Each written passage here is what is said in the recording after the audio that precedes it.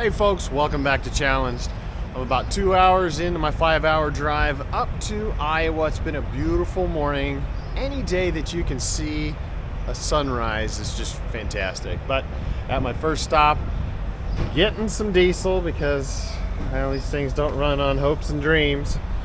But I gotta go get that new, to me at least, frame for that 66 Bel Air. So today's the day. And of course it's the time change day too, so I just lost an hour.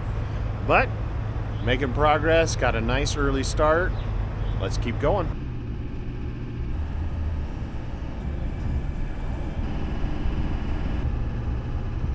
I made it back from Iowa. Long day. Unfortunately, I was not able to get any footage from actually picking this up. I was not allowed to.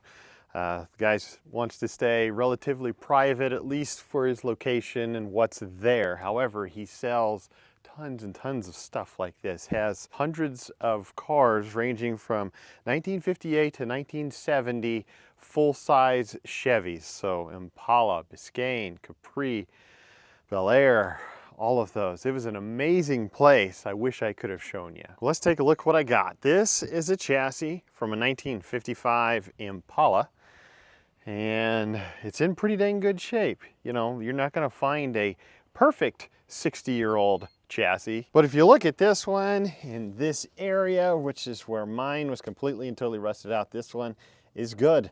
Yay, and it's not twisted anywhere.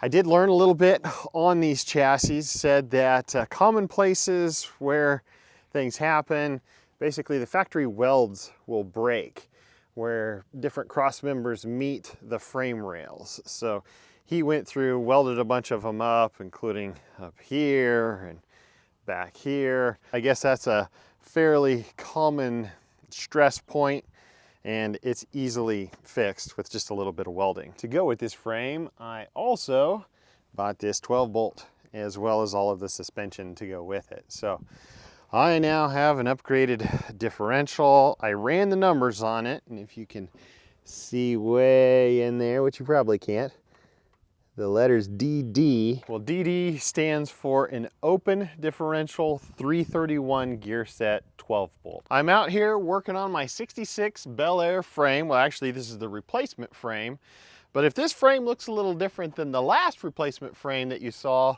it's because it is. Once I got that other frame totally stripped down, I got all of the rear suspension parts off of it, the ugly secrets revealed themselves, crack after crack after crack. And we're not talking just at welds, we're talking like frame rip type cracks. So I got a hold of the guy that sold it to me. He has a whole bunch of them, great dude. I let him know, he said, hey, I would gladly swap it out for you. So I drove back to Iowa. I picked this one up. It is light years better than what that other one was. There's only one little weld that I need to weld at this point.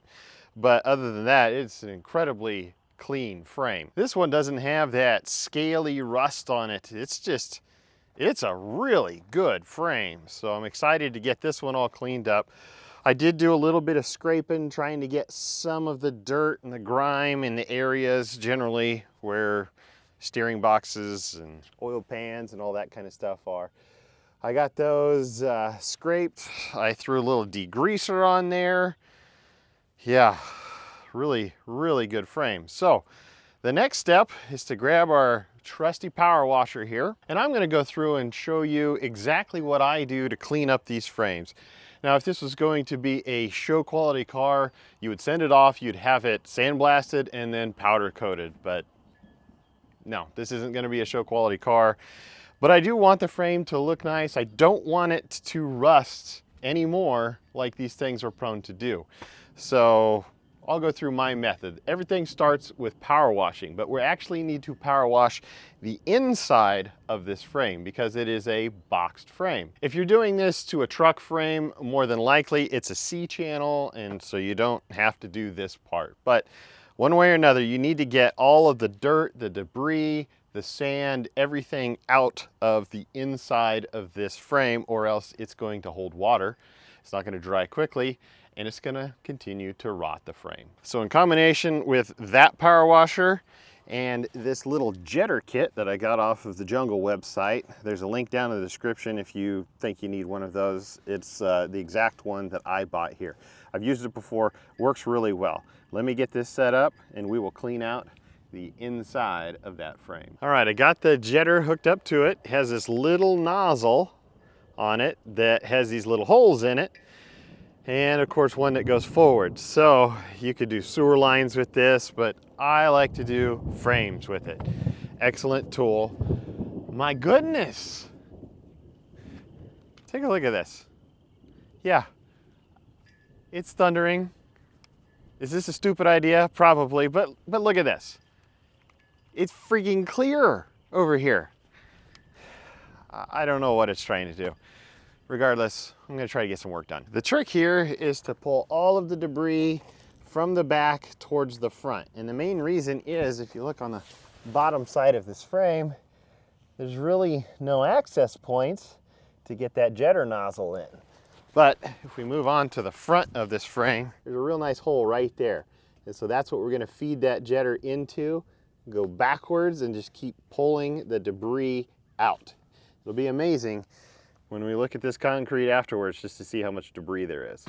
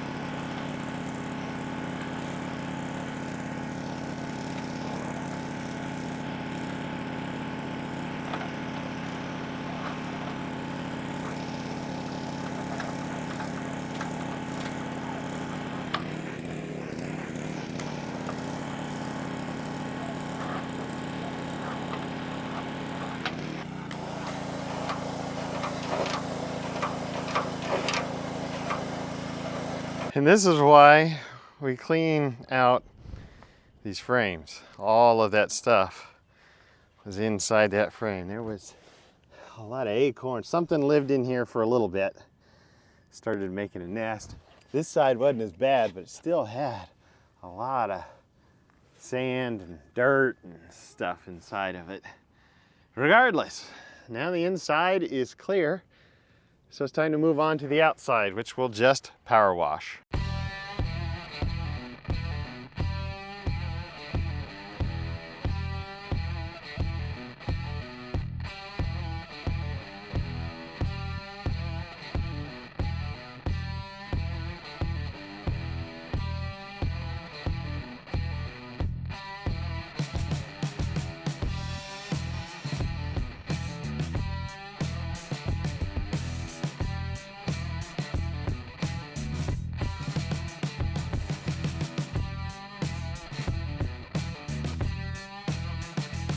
Don't forget to flip the frame over, do the underside. So I'm gonna do that, then I'm gonna flip it back over, hose it off real quick, and then let it dry.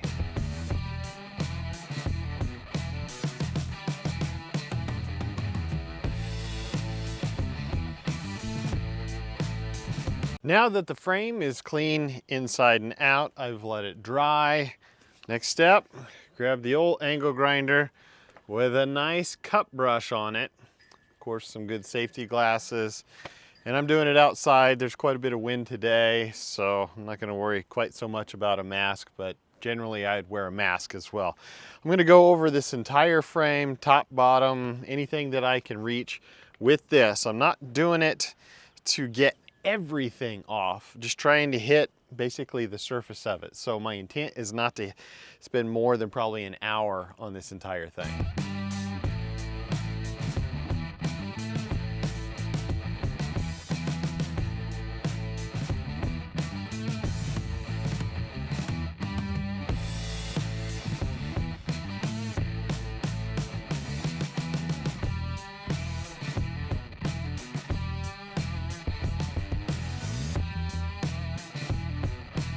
I got the frame all stripped back into the shop. Right now it is actually upside down. Had to do a few areas where, re-welding some stuff, and I don't know, the shock area right in here was all screwed up, so I sistered on a piece of metal on each side, which came from the old frame, just so I had some structure there. And then there were a few different welds throughout this frame that were factory that just weren't very good. So spent a little time welding some of those areas just to give it a little more structure. Then I went through with a towel and just wiped everything down just to get all the dust and stuff off of it. The next thing I would suggest you do is to metal treat this entire frame. And what I would do is I'd go down to your local home store and just find some sort of a concrete prep acid. This is generally going to be phosphoric acid, which is excellent at eating rust. So I would go through, I would just paint it on with a brush, wait a few hours, paint it on with a brush again, wait overnight, then the next day, power wash the whole thing, let it dry, and you're ready for paint. Am I going to do that with this? No, I'm not going for that level of awesome. This is pretty darn good the way that it is. And I'm going to coat it with good old-fashioned engine enamel. This one is DE 1634 low gloss black engine enamel from Duplicolor.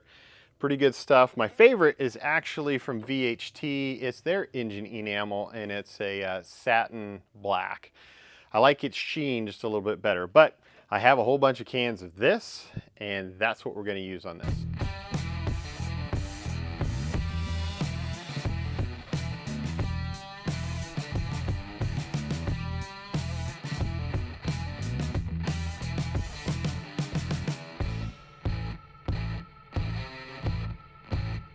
And just like that, the underside plus the sides look amazing. This engine paint is serious stuff. I mean, short of oil and grease, it'll stick to pretty much anything. And I've, in the past, used this, and I mean, I've hit it with a wire wheel and it won't even come off. So I love this stuff for its durability, its hardness, the fact that it's going to resist any rock chips or anything that's in it.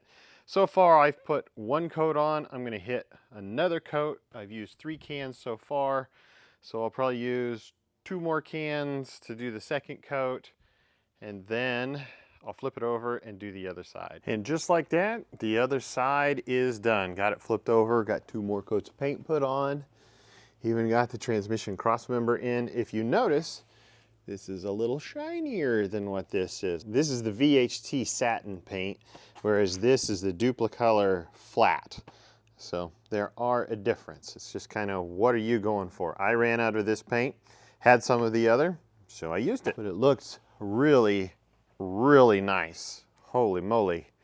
It looks so good that you find yourself needing to paint everything else. So there's the vast majority of the rear suspension. Here's the drive shafts, the engine perches, the front springs after I cut 1 coil off of them. And then I had already done the front suspension while I was at it. I got most of it. At the time I did not take this out, but while I had this whole assembly out, I pressed in a new bushing. You know, if you're this far along, you might as well just do as much of the work as you possibly can while you can. So it's easily accessible at this point. That's why we do all of the bushings at the same time. They've never been done before. They were all original. They needed it. It was pretty bad. However, we look down at this, looks amazing. We look up at the bottom side of what we're about to put on it, looks terrible. And that's what the subject of next video is going to be. How the heck am I going to go through and clean up all of this and then protect it as well, yeah, while it's sitting on this 2-post lift. Until then, thank you guys for watching. If you wouldn't mind, hit that like button down below as well as subscribe. Stay challenged, my friends.